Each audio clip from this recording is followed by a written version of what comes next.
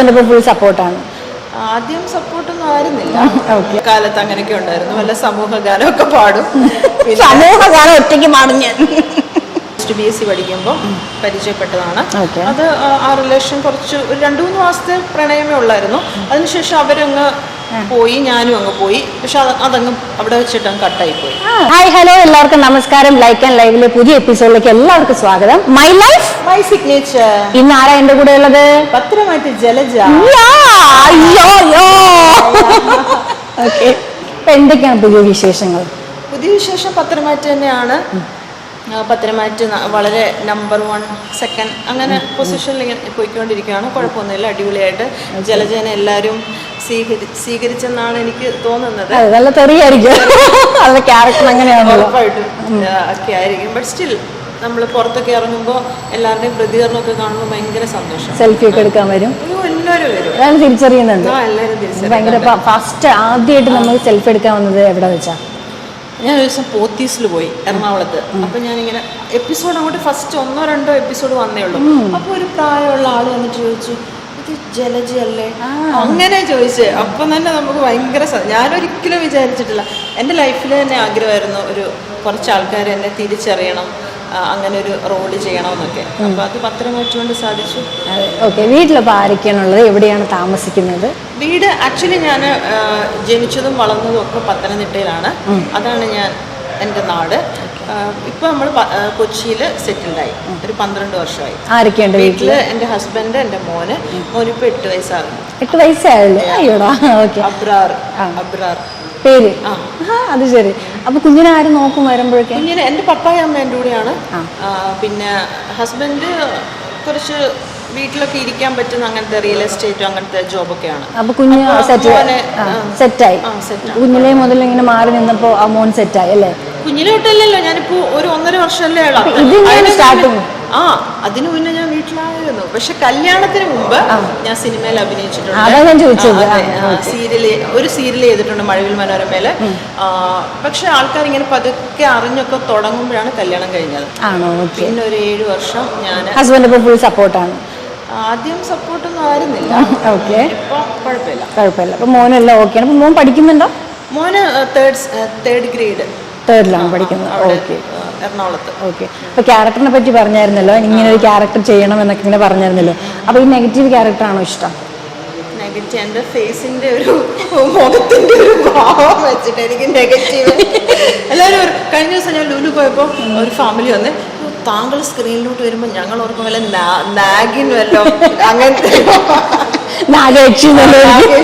കണ്ണൊക്കെ പൂച്ചക്കണ്ണൊക്കെ അല്ലേ ഉള്ളതാണോ? ഇത് ലെൻസ് വെച്ചിരിക്കുകയാണോ? എനിക്കറിയാം.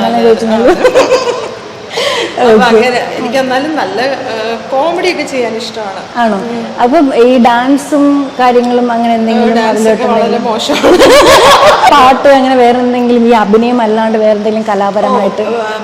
പാട്ടെന്തുവാ, കൊയറിലൊക്കെ പള്ളിയിലൊക്കെ പണ്ട് കാലത്ത് അങ്ങനെയൊക്കെ ഉണ്ടായിരുന്നു. വല്ല സമൂഹ ഗാനമൊക്കെ പാടും. സമൂഹ ഗാനം ഒറ്റയ്ക്ക് പാടും ഞാൻ.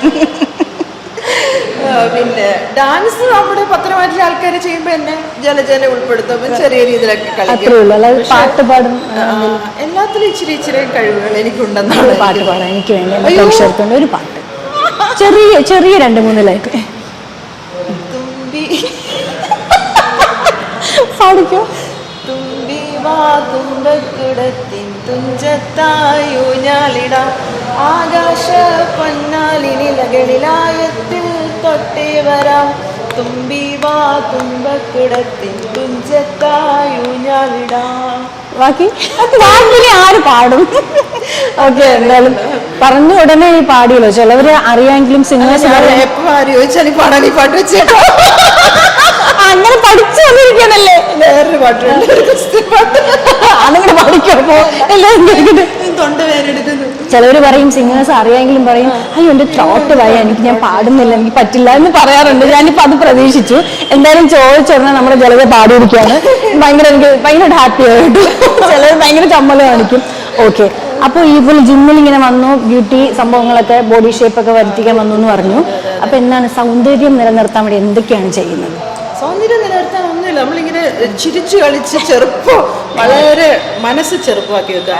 അയ്യോ ഞാൻ പ്രായമായി, എൻ്റെ കാലുമുട്ട് വേദന എടുക്കും, ഇങ്ങനെയൊക്കെ പറഞ്ഞുകൊണ്ട് തടഞ്ഞു കൂടി ഇരിക്കാതെ എപ്പോഴും ക്രിയേറ്റീവായിട്ട് എന്തെങ്കിലും ചെയ്തുകൊണ്ടിരിക്കുക അല്ലേ. പിന്നെ ഫുഡാണേലും കുറച്ച് മിനിമൈസ് ചെയ്യണം, എല്ലാം കൂടെ വാരി വലിച്ച് തിന്നരുത്. പിന്നെ നട്ട്സും അങ്ങനത്തെ കാര്യമൊക്കെ ഉൾപ്പെടുത്തണം, വെജിറ്റബിള് ഫ്രൂട്ട്സ് എല്ലാം പോഷകാഹാരം അല്ലേ, അതൊക്കെ ഉൾപ്പെടുത്തി വളരെ ചെറുപ്പമായിട്ട് എല്ലാ ദിവസവും ഏതെങ്കിലും ഒരു പുതിയ കാര്യം പഠിക്കാൻ, അറ്റ്ലീസ്റ്റ് ഒരു വേർഡെങ്കിലും പഠിക്കാൻ നമ്മുടെ ബ്രെയിനിനെ നമ്മൾ കൊല്ലരുത്. എപ്പോഴും എന്തെങ്കിലുമൊക്കെ ആക്കി എൻഗേജ്ഡ് ആക്കി വെക്കുക. ഓക്കെ. പാർലറിലൊന്നും പോകാറില്ല? ബ്യൂട്ടി പാർലർ ഒന്നും ഞാൻ പോകാറില്ല. പക്ഷേ സ്കിൻ ക്ലിനിക്കിൽ പോകും. പാർലറൊക്കെ എനിക്കിപ്പം അയ്യോ അവരൊന്നും ഒന്നും വിചാരിക്കരുത്. പക്ഷെ എന്നെ നെയിൽ ചെയ്യാൻ വേണ്ടി ഞാൻ നെയില് കണ്ടോ കുട്ടിയുടെ നെയില് ഇപ്പൊ ഡാൻസ് പഠിച്ചപ്പോ ഒരെണ്ണം പൊട്ടി ഒടിഞ്ഞു പോയി. പക്ഷെ ഇതൊക്കെ എന്റെ സ്വന്തം നെയിലാണ്, ഒന്നും വിചാരിക്കല്ല.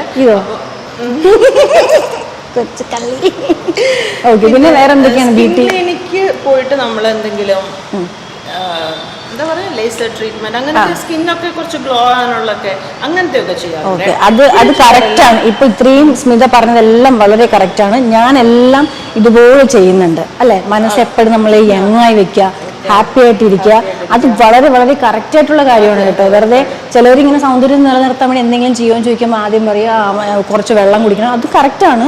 ബ്യൂട്ടി പാർലറിൽ പോകണം അങ്ങനെയല്ല. നമ്മൾ ആദ്യം വേണ്ടത് മനസ്സ് നല്ല യങ് കറക്റ്റാണ് പറഞ്ഞത്. നമ്മൾ എപ്പോഴും ചിരിച്ച് നമ്മൾ കുഞ്ഞാണെന്ന് നമ്മൾ തന്നെ ആദ്യം നമ്മളെ മനസ്സിൽ പറഞ്ഞ് നമുക്ക് വേണമെങ്കിൽ ജാട ഇട്ടിട്ട് ഇപ്പോൾ ലൊക്കേഷനിലാണേലും ജാട ഇട്ടിട്ട് അടുത്ത് പോയിട്ട് ഒരു ബുക്കൊക്കെ വായിച്ചിരിക്കാം. പക്ഷെ നമ്മൾ അങ്ങനെ ചെയ്താൽ നമ്മുടെ ജീവിതത്തിൽ ഒരു ദിവസമല്ലേ പോണത്. പത്തരമാറ്റിൽ വന്നതിന് ശേഷം ഓൾമോസ്റ്റ് ഒരു 15-20 ദിവസം ട്രിവാൻഡ്രത്താണ്. അപ്പൊ അതെന്റെ ജീവിതത്തിൽ ഒരു 20 ദിവസമാണ്. അത് ഞാൻ എന്തിനും മസിൽ പിടിച്ചിട്ട് ഇങ്ങനെ ഇരിക്കണം. നമ്മുടെ ഫാമിലിയാണ്. അപ്പൊ നമ്മളെല്ലാരും ഫാമിലി ആയിട്ട് കണ്ട് നമ്മൾ ഭയങ്കര അടിപൊളിയാണ്. എല്ലാവരുമായിട്ട് ചിരിച്ച് കളിച്ച്. ഏറ്റവും ബെസ്റ്റ് ആരാ അവിടെ? എനിക്ക് അങ്ങനെ പറഞ്ഞു ആർക്കും വിഷമാകും പറഞ്ഞേ പറ്റും. ഒരു കുഴപ്പിക്കുന്ന ഒരു ചോദ്യമാണ്. എല്ലാവരും ആക്ച്വലി ഭയങ്കര എന്റെ മോനുമായിട്ട് നമ്മൾ അഭിനയിച്ച് നല്ല കൂട്ടാണ് ആകാശ്. പിന്നെ ആകാശ് പെട്ടെന്ന് ഫ്രണ്ട്ലി ആവും എല്ലാവരുമായിട്ട്. പിന്നെ അവനാണ് നമ്മുടെ ഹാപ്പി പിൽ. ചിരിച്ചു അയ്യോ നമ്മളന്ന് ഷൂട്ടിന് ചിരിച്ച് മണ്ഡപത്തിൽ രാത്രി എത്ര മണിക്കായിരുന്നു ഷൂട്ട്? 1 മണി 2 മണിക്കൊക്കെ ഈ ആകാശം ഉള്ളത് കൊണ്ട് ചിരി എന്ന് പറഞ്ഞു കഴിഞ്ഞാൽ ഷോട്ടിൽ നിൽക്കവേ അവന്റെ ഓരോ കോമഡിയും ആയിട്ട് നമ്മൾ ചിരിയായിരുന്നല്ലേ. അത് ശരിയാ, വളരെ കറക്റ്റാ. ഒരാൾ ഉണ്ടാവും ലൊക്കേഷനിൽ ഇങ്ങനെ ചിരിപ്പിക്കാനായിട്ട്. അതുകൊണ്ട് അവനില്ലെങ്കിൽ ലൊക്കേഷൻ ഉറങ്ങിയിരിക്കും. ശരിയാ. പ്രമോഷനാണ്. ആകാശ് നിങ്ങളെ പുകഴ്ത്തി വിടുന്നുണ്ട്. കുട്ടിക്ക് എന്തെങ്കിലും വാങ്ങിച്ചു കൊടുക്കണം കേട്ടോ. നിങ്ങൾ സ്ഥിരം ലുലു മോളിലൊക്കെ പോകുന്നല്ലോ, എന്തെങ്കിലും വാങ്ങിച്ചു കൊടുക്കണം കേട്ടോ. നമുക്ക് രാഹുലിനോട് ബാക്കി വിശേഷങ്ങളൊക്കെ ചോദിക്കാം. ഞാൻ കുറേ ഞാൻ പറഞ്ഞ 1 വർഷമാകുന്നു തോന്നുന്നു. ഈ 18-ാം തീയതി ഞാൻ വന്നിട്ട് 1 വർഷമാവണം ആരോസിൽ. ഇതാണ് രാഹുൽ വഴിയാണ് ഞാനിവിടെ വരുന്നത്. സ്മിതയും അങ്ങനെയാണ് ഇവിടെ ജോയിൻ ചെയ്യുന്നത്. അപ്പോൾ നമുക്ക് വർക്കൗട്ടിനെ കുറിച്ച് കുറച്ച് കാര്യങ്ങൾ അറിയണം. ലേഡീസിന് ബോഡി ഷേപ്പിന് ഉള്ള എനിക്കറിയാം, എന്നാൽ എൻ്റെ പ്രേക്ഷകർക്ക് വേണ്ടി എന്തൊക്കെയാണ് നമ്മൾ ബോഡി ഷേപ്പ് മെയിൻറ്റെയിൻ ചെയ്യാൻ ഫുഡും കാര്യങ്ങളും എങ്ങനെയാണ് അതിനെ പറ്റി ഒരു നമ്മൾ വരുന്ന എല്ലാ ലേഡീസിനാണെങ്കിലും ജെൻസിനാണെങ്കിലും വെയിറ്റ് ലോസിനുള്ളതാണെങ്കിലും സൈസ് ഗെയിനിങ്ങിനുള്ളതാണെങ്കിലും ഡയറ്റ് പ്രൊവൈഡ് ചെയ്യുന്നുണ്ട്. ട്രെയിനേഴ്സ് കൂടെ നിന്ന് തന്നെയാണ് വർക്കൗട്ടും കാര്യങ്ങളും പറഞ്ഞു കൊടുക്കുന്നത്. എന്ത് തെറ്റ് കാണിച്ചു കഴിഞ്ഞാലും പക്ക പ്രോപ്പറായിട്ട് വർക്കൗട്ട് പറഞ്ഞു കൊടുക്കാനായിട്ട് 6 to 8 ട്രെയിനേഴ്സ് ഇവിടെ ഉണ്ട്. രാവിലെ 5 മണിയാകുമ്പോൾ ജിം ഓപ്പൺ ചെയ്യും. 11 മണി വരെ ഉണ്ട്. വൈകിട്ട് 3 മണി തൊട്ട് 10 മണി വരെ ഉണ്ട്. അപ്പോൾ ഈ പേഴ്സണൽ ട്രെയിനേഴ്സ് എന്തെങ്കിലും വേണമെങ്കിൽ എങ്ങനെയാണ്? പേഴ്സണൽ ട്രെയിനിങ്ങിന് നമ്മൾ 8,000 ആണ് മന്ത്ലി ഈടാക്കുന്നത്. ലേഡീസിനും ജെൻസിനും എല്ലാം 22 സെഷനാണ് ഉള്ളത്. ആ 22 എന്നുള്ളത് നമ്മൾ 1 മന്ത് വരെ നമ്മൾ അഡ്ജസ്റ്റ് ചെയ്യിപ്പിക്കാറുണ്ട്. 3 മാസത്തേക്ക് വരുമ്പോൾ 24,000 ആണ് വരാറുള്ളത്. അത് നമ്മൾ ഒരുമിച്ച് പാക്കേജ് ആയിട്ട് എടുക്കുകയാണെങ്കിൽ 20,000. ടൈം നമ്മളിപ്പോൾ ഒരു ക്ലയൻറ്റ് ഇപ്പം സുമി വരെയാണ്, എനിക്കിപ്പം രാവിലെ ഒരു 5 മണി തൊട്ട് 6 മണി വരെ ട്രെയിനർ വേണം, PT വേണമെന്ന് പറഞ്ഞു കഴിഞ്ഞാൽ ആ ഒരു ടൈമിന് നമ്മൾ അറേഞ്ച് ചെയ്ത് കൊടുക്കുന്നത്. അപ്പോൾ എല്ലാവരും കേട്ടല്ലോ, നമ്മുടെ ആരോസിൻ്റെ സ്പെഷ്യൽ ഓഫറൊക്കെ ഉണ്ട്. എന്തായാലും ഉറപ്പായിട്ട് എല്ലാവരും ആരോസിൽ വന്ന് ജോയിൻ ചെയ്യണം. ഇവിടെ രാഹുൽ എപ്പോഴും ഉണ്ടാവും. എന്തെങ്കിലും ഡൗട്ട് ഉണ്ടെങ്കിൽ എനിക്ക് ഇൻസ്റ്റയിലോ രാഹുലിൻ്റെ പേജ് ഉണ്ട്, ആരോസിൻ്റെ പേജും ഉണ്ട്. അതിൽ മെസ്സേജ് ചെയ്ത് കഴിഞ്ഞാൽ അവർ റിപ്ലൈ തരുന്നതായിരിക്കും. പിന്നെ വേറൊരു കാര്യം കൂടി ഉണ്ട്. നമുക്ക് ഇവിടെ മിക്സഡ് മാർഷൽ ആർട്സ് ഉണ്ട്. വീക്കിലി മൺഡേ, വെനസ്ഡേ, ഫ്രൈഡേ ഈ 3 ദിവസങ്ങളിലും വൈകിട്ട് 7 മണി തൊട്ട് 8 മണി വരെ മിക്സഡ് മാർഷൽ ആർട്സ് ഉണ്ട്. പിന്നെ സൂംബ ക്ലാസ് ഉണ്ട്, യോഗ ക്ലാസ് ഉണ്ട്, വീക്കിലി 2 ദിവസം നമുക്ക് ഗ്രൂപ്പ് കാർഡിയോ സെഷൻസ് ഉണ്ട്. വെയിറ്റ് ലോസിനുള്ള ഗ്രൂപ്പ് കാർഡിയോ സെഷൻസ് ഉണ്ട്. മന്ത്ലി ഉള്ള സെക്കൻഡ് സാറ്റർഡേ നമുക്ക് ഗ്രൂപ്പായിട്ട് ഔട്ട്ഡോർ കാർഡിയോ ഉണ്ട്. ഔട്ട്ഡോർ കാർഡിയോ ഗെയിംസ് അങ്ങനത്തെ ആക്ടിവിറ്റീസ് ഉണ്ട്. പിന്നെ ഓണം, ക്രിസ്മസ് എല്ലാ ഇതും നമ്മൾ ആഘോഷിക്കാറുണ്ട്. നമ്മൾ ഇടയ്ക്കിടയ്ക്ക് ഔട്ടിംഗ് ഒക്കെ വെക്കാറുണ്ട്. പുറത്തെല്ലാവരുമായിട്ട് ഔട്ടിംഗ് ആയിട്ട് പോകാറുണ്ട്. ഒരു ജിം എന്നുള്ള നിലയിലല്ല, ഒരു ഫാമിലി എന്നുള്ള നിലയിലാണ് എല്ലാവരും നമ്മൾ ഇവിടെ പൊയ്ക്കൊണ്ടിരിക്കുന്നത്. അതെ, മിക്സഡാണ്. സ്ഥലം പൂജപ്പുരയാണ്. പൂജപ്പുര നിന്ന് മുടവമ്മുകൾ പോകുന്ന വഴിക്ക് ചന്തയുണ്ട്. ചന്തയുടെ നേരെ ഓപ്പോസിറ്റ് ആയിട്ട് യൂണിയൻ ബാങ്കിന്റെ 2nd ഫ്ലോറിലാണ് ജിം വരുന്നത്. Thank you so much. അപ്പൊ ഇനി നമ്മുടെ കറ്റടിയിലോട്ട് വരാം. അപ്പൊ എന്തായാലും വർക്കൗട്ടിന്റെയും ജിമ്മിന്റെയും കാര്യങ്ങളൊക്കെ നിങ്ങൾ എല്ലാം അറിഞ്ഞിട്ടുണ്ട്. എന്തെങ്കിലും ഡൗട്ട് ഉണ്ടെങ്കിൽ എനിക്കോ രാഹുലിനോ ആരോസിന്റെ പേജിലോ മെസ്സേജ് അയച്ചു കഴിഞ്ഞാൽ മതി. ഓക്കെ, ബാക്കി നമുക്ക് കണ്ടിന്യൂ ചെയ്യാം. ഇനി ബാക്കി ഹോബീസ് എന്തൊക്കെയാണുള്ളത്? ഹോബീസ്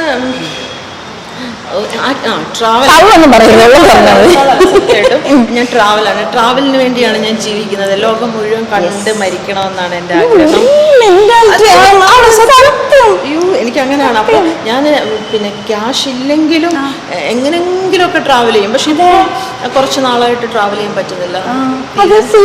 ഈ ബ്രേക്ക് വന്നു കഴിഞ്ഞാൽ കോവിഡിന് ശേഷം അതുവരെ എല്ലാ വർഷവും ഒരു ഇന്റർനാഷണൽ ട്രിപ്പിൽ ഞാൻ ചെയ്യും. അതെങ്ങനെങ്കിലും അത് ഞാൻ സ്വന്തമായിട്ടെല്ലാം നോക്കി എടുത്ത് ബുക്കിനകത്ത് എഴുതി അങ്ങനെ സപ്പോർട്ടായിട്ട് കൂടെ നിൽക്കും. വേണ്ടത്. അപ്പം നമ്മൾ കുറേ കൺട്രീസിലൊക്കെ പോയിട്ടുണ്ട്. പിന്നെ സാറ്റർഡേ സൺഡേ ആണെങ്കിലും ഒന്ന് നമ്മൾ മൂന്നാർ പോവും, വയനാട് പോവും, അങ്ങനെയൊക്കെ ആയിരുന്നു. ഇപ്പൊ സീരിയൽ തുടങ്ങി പിന്നെ കുറച്ച് നമുക്ക് നടക്കില്ല. നമുക്ക് സീരിയൽ ഉള്ളപ്പോൾ നമുക്ക് എല്ലാം കറക്റ്റായിട്ട് ഒന്നും ഡീൽ ചെയ്യാൻ നമുക്ക് പറ്റില്ല. അപ്പൊ ഈ നമ്മുടെ ഇപ്പൊ പുതിയ സീരിയൽ ആ ലൊക്കേഷനിലെ കാര്യങ്ങൾ തന്നെ പറയാം. പിന്നെ ബാക്കി അവിടുത്തെ ഫുഡും കാര്യങ്ങളൊക്കെ എങ്ങനെയാണ്? ലൊക്കേഷൻ ഫുഡാണോ കഴിക്കുന്നത്? വേറെ എന്തെങ്കിലും സെപ്പറേറ്റ് കൊണ്ടുപോകുമോ? ഇല്ല, ഞാൻ ജസ്റ്റ് നട്ട്സ് വാങ്ങിയിട്ട് പോകും. എന്തുവാ അതും ഇതോ അങ്ങനത്തെ സാധനങ്ങളൊക്കെ. അല്ലെങ്കിൽ നമ്മൾ ലൊക്കേഷനിൽ നിന്ന് തന്നെയാണ് ഫുഡ് കഴിക്കുക. 3 നേരം ലൊക്കേഷൻ ഫുഡ് തന്നെയാണ്. അപ്പൊ നിങ്ങൾ ഈ ബ്രേക്ക് ടൈമിലൊക്കെ എന്താ ചെയ്യുന്നത്? ബ്രേക്ക് ടൈമിൽ ഒന്നെങ്കിൽ ഞാൻ ലുലു പോകും. എല്ലാവരും കൂടെ പോകുന്നുണ്ടെങ്കിൽ ഏതെങ്കിലും മൂവി നല്ല നല്ല റിവ്യൂസ് ഒക്കെ ഉള്ള മൂവി ആണെങ്കിൽ മൂവി കാണാൻ പോകും. പിന്നെന്തുവാ, അപ്പൊ എല്ലാവരുമായിട്ട് ലുലുവിൽ പോകുമ്പോൾ നമ്മുടെ എല്ലാവരും വരും. പത്രമാറ്റ് വന്ന് ഫോട്ടോസൊക്കെ എടുക്കും. അങ്ങനെ ഞങ്ങൾ 1-2 പ്രാവശ്യം പോയി ലുലുവില്. എല്ലാവരും നല്ല നല്ല പ്രതികരണമായിരുന്നു. ഓക്കെ, അപ്പൊ നമുക്കിപ്പം ഈ സിനിമ ചെയ്യണം എന്ന് എന്തെങ്കിലും ആഗ്രഹമുണ്ട്? ഇപ്പൊ സീരിയൽ ചെയ്തോണ്ടിരിക്കുകയാണ്. സിനിമ ചെയ്യണമെന്നാണ് നമ്മുടെ അൾട്ടിമേറ്റ് ആഗ്രഹം.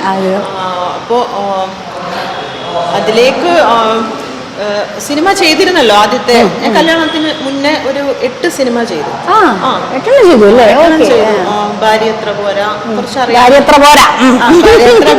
സൈലൻസ്, പിന്നെ പൈസ ആർട്ടിസ്റ്റ്, അങ്ങനെ കുറച്ച് മൂവീസ് ഒക്കെ ചെയ്തു. അപ്പൊ അന്നൊക്കെ ഞാൻ കുറച്ച് കുഞ്ഞുകുട്ടിയായിരുന്നു.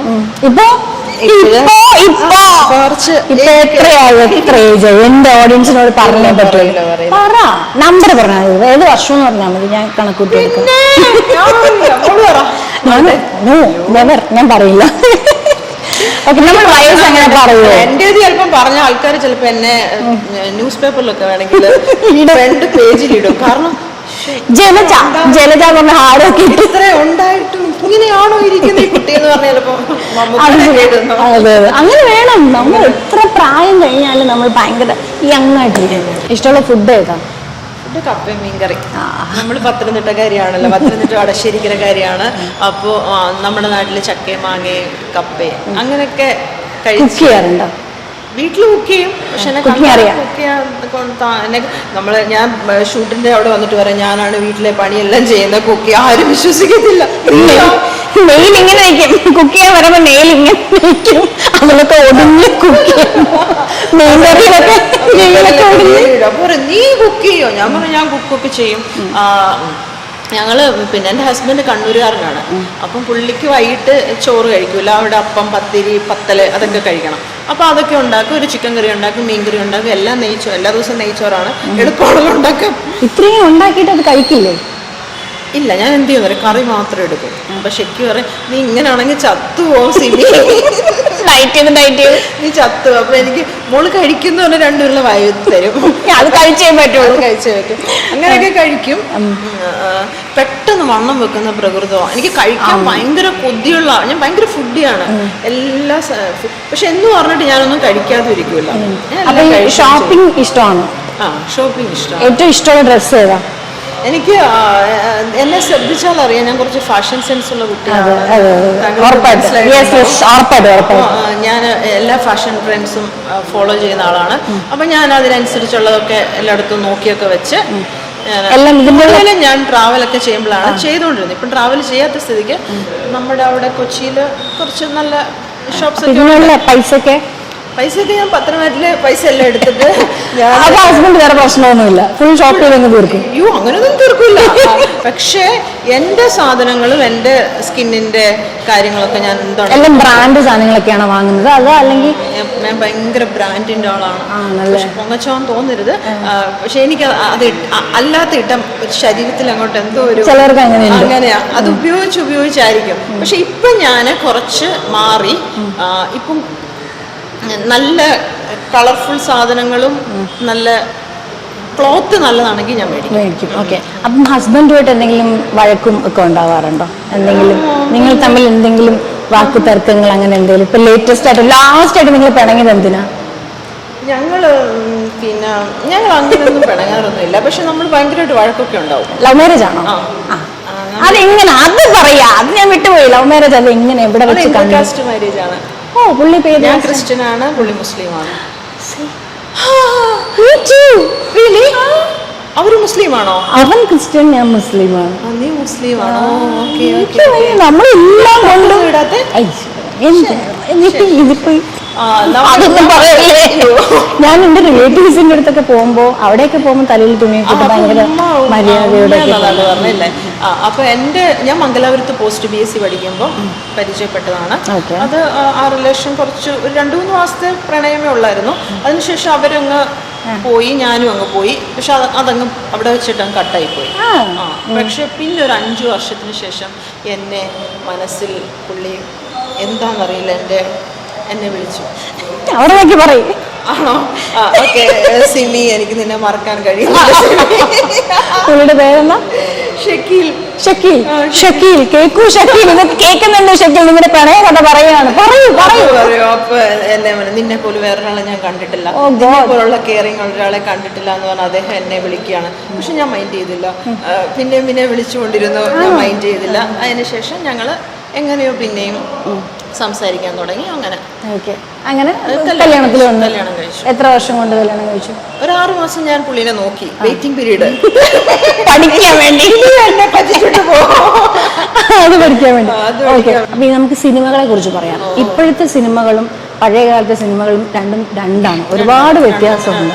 അപ്പൊ ഇപ്പം എന്താണ് താങ്കളുടെ അഭിപ്രായം? എന്താണ്, ഇപ്പോഴത്തെ സിനിമകളാണോ ബെറ്റർ, പഴയ സിനിമകൾ ബെറ്റർ ആണോ എന്ന് ചോദിച്ചാൽ പഴയ കാലത്തെ ജനറേഷൻ ഇത് വെച്ച് നോക്കും. പഴയ കാലത്തെ സിനിമകൾ കണ്ടിരിക്കാനും പാട്ടുകൾ കേൾക്കാനൊക്കെ ഭയങ്കര രസമാണ്. കഥകളുണ്ട്. പക്ഷെ ഇന്ന് ആ കഥകൾ ഇന്നത്തെ ജനറേഷന്റെ വീക്ഷണമേ മാറിയില്ലേ. അവര് നമ്മളെപ്പോലെ ടെക്നോളജി കണ്ടിട്ടല്ലേ വളരുന്നത്. നമ്മളെല്ലാം കണ്ടിങ്ങനെ അങ്ങനെയല്ലായിരുന്നു. അപ്പോൾ പറഞ്ഞിട്ട് കാര്യമില്ല. പഴയ കാലത്തെ സിനിമ എടുത്ത് കാണാൻ പറഞ്ഞാൽ അവർക്ക് ദേഷ്യം ഒട്ടും ഇഷ്ടപ്പെടില്ല. ഇപ്പോഴത്തെ സിനിമ ഇപ്പൊ രണ്ട് വേർഷനാണ്. അപ്പൊ അത് നമ്മള് കുറ്റം പറയാൻ പറ്റില്ല. ടെക്നോളജിയും വളരുന്നതിനനുസരിച്ച് നമ്മൾ അത് അക്സെപ്റ്റ് ചെയ്തേ പറ്റും. അപ്പൊ ഏതെങ്കിലും ക്യാരക്ടറുകൾ കാണുമ്പോൾ എനിക്കിത് ചെയ്യാൻ പറ്റിയിരുന്നെങ്കിൽ, ഇപ്പൊ നമ്മളിപ്പോ മണിച്ചിത്രത്താഴ് അങ്ങനത്തെ കുറെ സംഭവങ്ങളും ശോഭന ചേച്ചിയും നമ്മുടെ മഞ്ജു വാര്യരൊക്കെ ചെയ്ത കുറെ ക്യാരക്ടേഴ്സ് ഉണ്ട്. ഏതെങ്കിലും തോന്നിയിട്ടുണ്ടോ? ഇല്ല. ചെയ്യാം, എനിക്കറിയില്ല. നമ്മളിപ്പം തുടങ്ങിയതല്ലേ ഉള്ളൂ, സ്റ്റാർട്ടിങ് അല്ലേ ഉള്ളൂ. ഇപ്പോഴാണ് ഓരോ പഠിച്ചുകൊണ്ട് വരുന്നത്. ഓരോ ആക്ടിവിറ്റി ഇപ്പൊ ജലജ ജസ്റ്റ് പോയിട്ട് ഡയലോഗ് പറയുന്നതല്ലാതെ എനിക്ക് കുറെ ആക്ടിവിറ്റീസും ഉണ്ട്. അത് ചെയ്യുന്നു, ഇത് ചെയ്യുന്നു, ഓരോ കുനിഷ്ഠ ഒപ്പിക്കുന്നു, അതൊക്കെ ചെയ്യുമ്പോഴാണ് എനിക്കിത് ചെയ്യാൻ പറ്റും. അങ്ങനെ എന്റെ മനസ്സിൽ ഓരോ കോൺഫിഡൻസ് ഇങ്ങനെ വന്നുകൊണ്ടിരിക്കുന്നതേ ഉള്ളൂ. അപ്പൊ ആദ്യത്തെക്കാൾ ഇപ്പം ബെറ്റർ ആയെന്ന് തോന്നുന്നുണ്ടോ? എല്ലാവരും പറഞ്ഞു ബെറ്റർ ആയെന്ന്. ആദ്യത്തെ എപ്പിസോഡ്സ് എല്ലാം കണ്ട് അതിനുശേഷം ഇപ്പം കാണുന്ന എല്ലാവരും പറയുന്നുണ്ട് സ്മിത ഒത്തിരി ബെറ്റർ ആയി. ഹസ്ബൻഡ് എന്താ പറയാറ്? അവര് ആദ്യ സമയത്തൊക്കെ കുറച്ച് മോനെ ചെറുതല്ലേ, അപ്പൊ ഒരു ചെറിയൊരു വിഷമം ഉണ്ടായിരുന്നു. പ്രത്യേകിച്ചും ട്രിവാൻഡ്രം വരണം, അവനെ സ്കൂളിൽ വിടണം.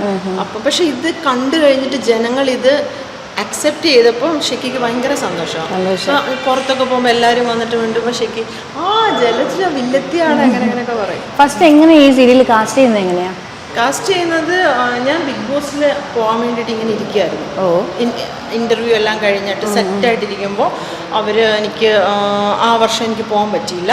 അപ്പോൾ അവർ പറഞ്ഞു സ്മിത ഇതുപോലൊരു സീരിയൽ, ഒരു ഫിക്ഷൻ സീരിയൽ തുടങ്ങുന്നുണ്ട് ഏഷ്യാനെറ്റിൽ, അതിലൊരു നെഗറ്റീവ് ക്യാരക്ടറുണ്ട്, അതിൻ്റെ ഓഡീഷൻ ഒന്ന് പോയി അറ്റൻഡ് ചെയ്യാൻ പറഞ്ഞു. അങ്ങനെ ഓഡീഷന് വന്നാണ്. ഓഡീഷൻ വന്നാണ് കിട്ടിയത് അല്ലേ? ഓഡീഷൻ വന്ന് ചെയ്ത് കഴിഞ്ഞപ്പോഴത്തേന് പിറ്റേ ദിവസം വിളിച്ചിട്ട് പറഞ്ഞു സ്മിത ക്യാരക്ടറിന് ഫേസ് വളരെ കറക്റ്റാണ്, അഭിനയം എനിക്ക് അതിനെ കുറിച്ച് പറഞ്ഞു. അഭിനയം കണ്ടപ്പോൾ അവർക്ക് തികഞ്ഞു, അയ്യോ നമുക്ക് തെറ്റുപറ്റിയെന്ന് തോന്നുന്നു, പക്ഷെ ക്യാരക്ടറിന് കറക്റ്റാണെന്ന് പറഞ്ഞു. അപ്പൊ എന്നോട് പറഞ്ഞു ഓക്കെ ഷൂട്ട് തുടങ്ങുവാണ് ഏപ്രിൽ, കഴിഞ്ഞ വർഷം ഏപ്രിൽ 1-ാം തീയതി. എന്നെ ഞങ്ങളെ വെച്ചിട്ടാണ്. കഴിഞ്ഞ വർഷമാണ് തുടങ്ങിയത്? ഒരു വർഷമായുള്ളൂ? 1.25 വർഷമായിട്ടുള്ളൂ, 1.5 വർഷമായിട്ടുള്ളൂ. അത്രേ ഉള്ളൂ അല്ലേ? ഇപ്പൊ എത്ര എപ്പിസോഡ്? ജൂലൈ ആയില്ലേ? കഴിഞ്ഞ ഏപ്രിൽ. ഇപ്പൊ എത്ര എപ്പിസോഡ്? 300. കറക്റ്റ്. അപ്പൊ ഞാനും അക്കുവായിരുന്നു ആദ്യത്തെ സീന്. അയ്യോ രസമായിരുന്നു. എന്തായിരുന്നു സീന്? ഞാൻ അവനോട് പോയിട്ടൊരു എന്തോ ഒരു കുശുമ്പ് പറയുന്നതാ. അപ്പൊ അവനാണ് ഭയങ്കര ബലമൊക്കെ പിടിച്ചിങ്ങനെ കൈയൊക്കെ കെട്ടി ഇങ്ങനെ നിൽക്കുക. എനിക്കാണെങ്കിൽ ആരെയും അറിയത്തില്ല. ഞാൻ ആകെ ടെൻഷൻ അടിച്ച് എൻ്റെ ടെൻഷൻ കണ്ടിട്ട് പിന്നെ എല്ലാവരും പറഞ്ഞു. ആക്ച്വലി ശരിക്കുള്ള സ്റ്റോറി എനിക്കും അറിയില്ലായിരുന്നു. പിന്നെ അവരെന്നെ വിളിച്ചുകൊണ്ട് പോയി സ്റ്റോറി എല്ലാം പറഞ്ഞു. ഇതാണ് ഇത്രയും ഷാർപ്പായിട്ട് ചെയ്യേണ്ട ക്യാരക്ടറാണ്, നെഗറ്റീവ് ആണെന്നൊക്കെ പറഞ്ഞ് പിന്നെ ശരിയായി വന്നു. അപ്പൊ അതിന് വേണ്ടി ഒരു പ്രിപ്പറേഷൻ ഒന്നും എടുത്തില്ല? ക്യാരക്ടർ ഇങ്ങനെ പറഞ്ഞു അങ്ങനെ ഒരു പ്രിപ്പറേഷൻ ഒന്നും എടുത്തില്ല? പക്ഷേ ഞാൻ കുറച്ച് ഹാർഡ് വർക്ക് ചെയ്യുന്ന ആളാണ്. ഇപ്പൊ ലൊക്കേഷനിലാണെങ്കിലും എല്ലാവരും ഇപ്പം ചോദിച്ചാൽ പറയും ജലജ കോസ്റ്റ്യൂം ആണെങ്കിലും ഓർണമെന്റ്സ് ആണെങ്കിലും ഇപ്പം എനിക്കൊരു സീൻ കിട്ടിയാൽ ഞാനത് ഇരുന്ന് വായിക്കും, അത് നോക്കും, അഭിനയിച്ചു പോയി നോക്കും. ഞാൻ ബാത്റൂമിൽ പോയിട്ട് അഭിനയിക്കുമായിരുന്നു. ഇപ്പൊ അതൊക്കെ കുറച്ച് മാറി. എന്നാലും ഞാൻ എല്ലാം ചെയ്ത് നോക്കിയിട്ട് ചെയ്യാറുള്ളൂ. വെരി ഗുഡ്, അത് അടിപൊളിയായിട്ടുണ്ട്. അത് എല്ലാവരും എല്ലാവരും പറയും ജലജ ഇങ്ങനെ ചെയ്യുമെന്ന്. അതെ, നമുക്കത് സ്വന്തമായിട്ടൊരു കോൺഫിഡൻസ് കിട്ടാൻ അത് ചേഞ്ച് ഉണ്ട് മുമ്പത്തെക്കാളും. കാരണം ആദ്യം ഞാൻ വന്നിട്ടുണ്ടല്ലോ, ആ ടൈമിൽ ഡയറക്ടർ ചീത്ത പറഞ്ഞ ഞാൻ കേട്ടിട്ടുണ്ട്. നിന്ന് കേൾക്കും ഇങ്ങനെ ചിരിച്ചിട്ട് സാർ ചീത്ത പറഞ്ഞാലും സാർ ഞാനിപ്പോ ശരിയാക്കാം സാർ, ആര് ചീത്ത പറഞ്ഞാലും ഞാൻ കണ്ടിട്ടുണ്ട്, എനിക്കറിയാം. അപ്പൊ സ്മിത പറഞ്ഞില്ലായിരുന്നു കുറച്ച് നേരത്തെ ഈ റിവ്യൂ കണ്ടിട്ടാണ് സിനിമ കാണാൻ പോകുന്നത്. അതെന്താ അങ്ങനെ പറയാൻ കാരണം? ഓക്കെ അങ്ങനെയല്ല ഞാൻ ഉദ്ദേശിച്ചത്. ഇപ്പൊ ഞാൻ ഇപ്പൊ ഒരു സിനിമ അനൗൺസ് ചെയ്തില്ലേ, ആ സമയം തൊട്ട് എനിക്കൊരു സ്പാർക്ക് അടിച്ചാൽ ഞാൻ എല്ലാം നോക്കി വെക്കും. കാസ്റ്റ് എന്തുവാണ്, പതുക്കെ അതിന്റെ ന്യൂസും എല്ലാം വായിച്ചു വെക്കും. അങ്ങനെ എനിക്ക് ആ സിനിമ കാണണമെന്ന് തോന്നി ഉറപ്പായിട്ടും എന്തെങ്കിലും ഒരു സ്ട്രൈക്ക് ചെയ്യുമല്ലോ. ചിലപ്പം പേരായിരിക്കും, അതിലെനിക്ക് ഇഷ്ടപ്പെട്ട ആർട്ടിസ്റ്റ് ആയിരിക്കും. അങ്ങനെ നോക്കിയിട്ട് എനിക്ക് ഇൻവെസ്റ്റിഗേഷൻ അല്ലെങ്കിൽ ത്രില്ലറൊക്കെ ഒരു അങ്ങനത്തെ മൂവീസൊക്കെ ഇല്ലേ, അതൊക്കെ കണ്ടാൽ ഉറപ്പായിട്ടും കാണാം. അപ്പൊ ഈ റിവ്യൂ പറയുന്നതിനെ പറ്റി റിവ്യൂ കണ്ടിട്ട് ചിലവര് വിലയിരുത്തും. ആദ്യത്തെ ദിവസം തന്നെ എനിക്ക് റിവ്യൂ ഇട്ടിട്ട് അത് വായിച്ചിട്ട് അതിനെക്കുറിച്ച് എനിക്ക് യാതൊരു ഒപ്പീനിയനും ഇല്ല. ഫസ്റ്റ് തന്നെ നമ്മൾ ഒരിക്കലും അങ്ങനെ അങ്ങോട്ട് അടിച്ചാശി ചിലരുണ്ടല്ലോ അങ്ങനെ ഒന്നും വളരെ മോശപ്പെട്ട സിനിമയാണ്, അങ്ങനെയില്ല. ഞാൻ ആൾക്കാർ വെർബലായിട്ട് സംസാരിക്കും, അതെങ്ങനെയുണ്ട് അവരതിനെക്കുറിച്ചുള്ള, ഇപ്പം നമ്മൾ ഈ ഫീൽഡിൽ നിൽക്കുന്ന അതിൻ്റെ ടെക്നിക്കൽ സൈഡും എല്ലാം പറയുമല്ലോ. അപ്പോൾ അങ്ങനെ ഏതെങ്കിലും ഒരു കാര്യം ഇഷ്ടപ്പെടുവാണെങ്കിൽ ചിലപ്പോൾ BGM ആയിരിക്കും, ചിലപ്പോൾ സോങ് ഇഷ്ടപ്പെടുമായിരിക്കും, അതൊക്കെ നോക്കിയിട്ട് ചിലപ്പം കാണാൻ പോകാറുണ്ട്. അത് ശരിയാണ്, ഞാനും അതോട്ട് യോജിക്കുന്നു. നമ്മൾ ഒരിക്കലും ഒരു റിവ്യൂ കണ്ടിട്ട് നമ്മളൊരു സിനിമയെ വിലയിരുത്താനേ പാടില്ല, നമ്മൾ പോയി കാണണം. ഇപ്പൊ വളരെ ഒരു സ്ലോ ആയിട്ടൊക്കെ പോകുന്ന സിനിമയാണ്, എനിക്കിഷ്ടമായി. അത് എന്തുകൊണ്ടാണ് ഉർവശിയുടെ അഭിനയം അല്ല പാർവതി അവര് രണ്ടുപേരും തകർത്ത് അഭിനയിച്ചിട്ടുണ്ടല്ലോ. അപ്പൊ അത് കാണാൻ അത് ചെറിയ മൈന്യൂട്ട് സാധനം വരെ ഞാൻ നോക്കി.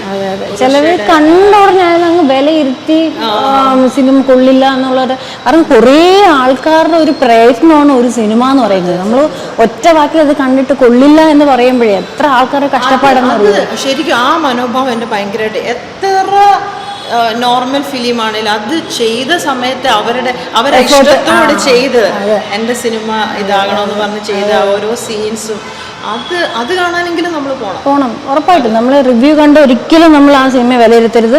നമ്മളിപ്പോൾ കണ്ടിട്ട് നമ്മൾ സിനിമയെ വിലയിരുത്തുക അല്ലേ. അപ്പോൾ സീരിയലും സിനിമയും പറ്റി എല്ലാം കുറേ വിശേഷങ്ങളെല്ലാം നമ്മൾ കേട്ടിരിക്കുകയാണ് നമ്മൾ സ്വന്തം ജലജയുടെ. അപ്പോൾ എൻ്റെ പ്രേക്ഷകരോട് എന്താണ് പറയേണ്ടത്? പ്രേക്ഷകരോട് അടിപൊളിയായിട്ട് ഞങ്ങൾ പറഞ്ഞ പോലെ വളരെ ചാമായിട്ടിരിക്കുക, ഞങ്ങളെ പോലെ എപ്പോഴും ചെറുപ്പം നിലനിർത്തുക.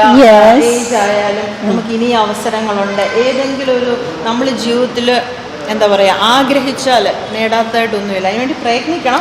സ്റ്റിൽ ആഗ്രഹിക്കണം. അറ്റ്ലീസ്റ്റ് വീട്ടിലിരിക്കരുത്. എന്നിട്ട് വീട്ടിലിരിക്കരുത്. ആഗ്രഹിച്ചിട്ട് ദൈവമേ കിട്ടണമെന്ന് വീട്ടിലിരിക്കരുത്. നമ്മൾ അതിനു വേണ്ടി കഠിനാധ്വാനം ചെയ്തേ പറ്റുള്ളൂ. അതെ. പിന്നെ എൻ്റെ പത്തനംതിട്ട കാണും. താങ്കളുടെ എന്തൊക്കെയാണ് യൂട്യൂബ് ചാനൽ എൻ്റെ വാത്സല്യം.